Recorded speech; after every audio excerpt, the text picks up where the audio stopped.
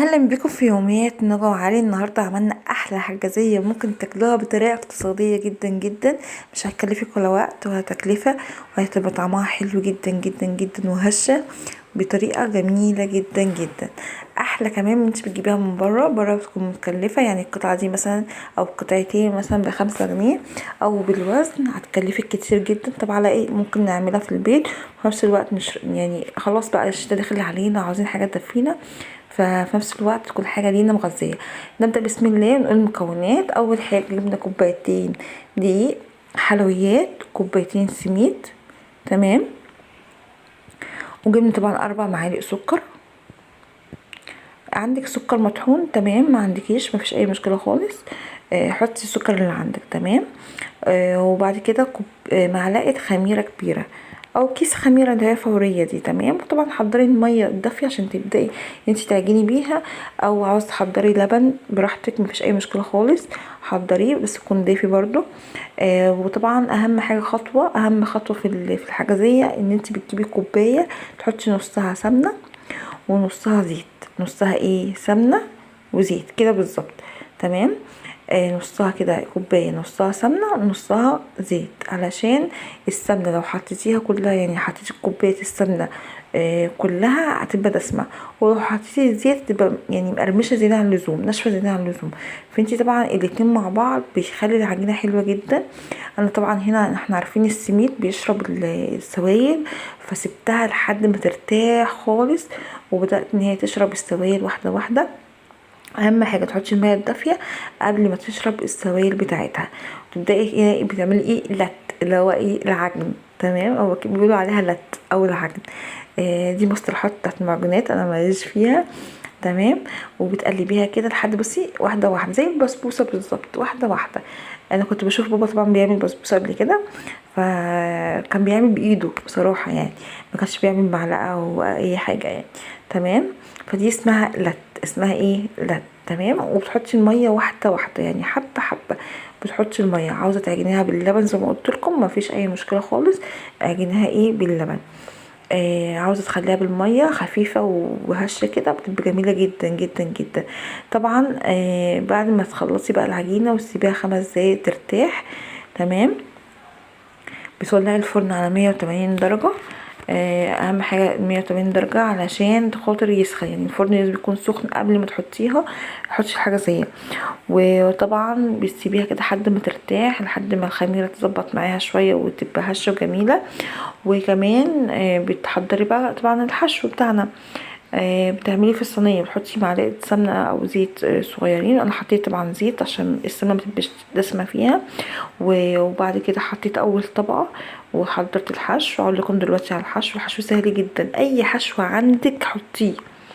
يعني كوبايه سميد، كتري السميد شويه، حطي معلقتين قرفه، حطي سمنه، حطي سكر، حطي مثلا عندك جوز الهند، عندك مكسرات، عندك زبيب، عندك سوداني، عندك اي حاجه حطيها في الحشو، تمام. عاوزه تخليها خفيفه كده زي ما انا عاملاها مفيش مشكله. انا حطيت كوبايه سميد مع 4 معالق مثلا قرفه، وربع كوبايه سمنه، ومعلقتين سكر عشان تظبط شويه القرفه ما تبقاش ايه طعمها باسل، تمام. كمان انا مش هحط شربات، فطبعا حطيت السكر، تمام. السكر مكان الشربات، لو انت هتحطي شربات ما تحطيش سكر، تمام.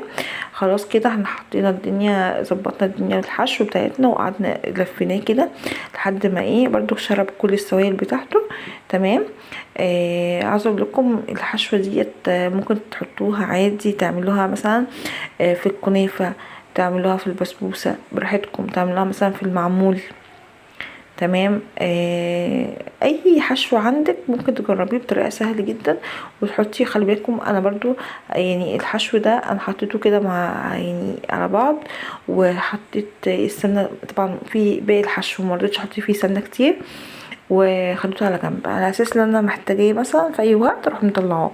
السكر والقرفه والسميد، تمام. حشو جدا حلو جدا جدا ومش مكلف وطعمه حلو ومش مش عاطي حموضه كده، تمام. خلاص حطينا طبعا ايه السميد وظبطنا الدنيا. هنحطها طبعا في الصينيه. يبقى اول حاجه حطينا الزيت، وبعد كده حطينا طبقه الحجازيه، وبعد كده حطينا الحشو، تمام. فين؟ في الصينيه. مولعه الفرن، انا مولعه الفرن على درجه 180 الحراره بتاعه الفرن. وبدات كمان اللي حطيت الطبقه التانية بقى بتاعت العجينه على ايه؟ على الحشو.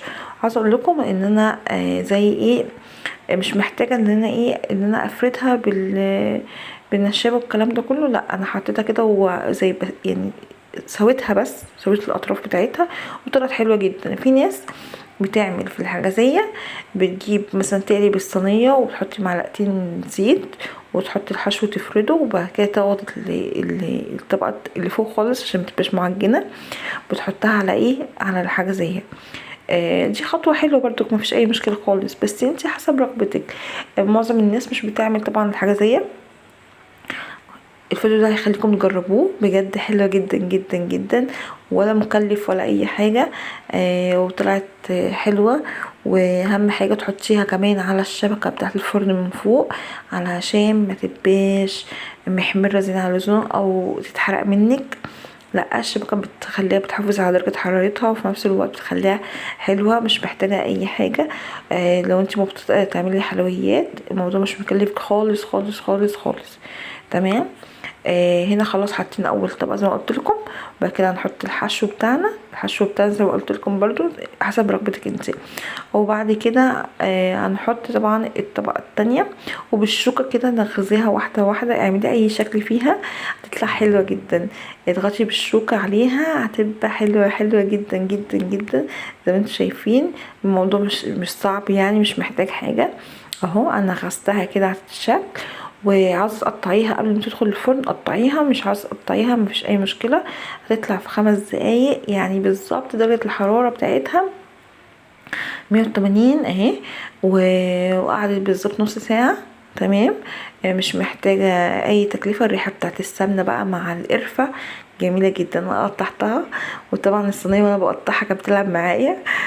في ناس بتقطع الحاجه زي قبل ما تدخلها الفرن، وفي ناس بتقطعها بعد ما بتدخلها. انا بفضل بصراحه ان انا ايه، اقطعها بعد ما تطلع، بتبقى حلوه وجميله كده وطعمها حلو وماسكه نفسها بنت ناس. تمام. طبعا فضلا وليس امرا الاشتراك وتفعيل زر الجرس واللايك عشان بيرفع من مشاهدات الفيديو. لو عجبك او عجبك الفيديو، اوعى تنسى اللايك اللايك اللايك اللايك، عشان ان شاء الله انزل فيديوهات تانية كتير كتير كتير كتير. ويا رب قناتي تعجبكم، وان شاء الله هنزل كمان اكلات كتير كتير وحلويات كتير. وان شاء الله باذن الله اعمل لكم حاجات متنوعه جدا على القناه. اوعوا تنسوا اللايك يا جماعه علشان الفيديو ينجح بيكم. باي باي، اشوفكم في فيديو جديد. مع السلامه.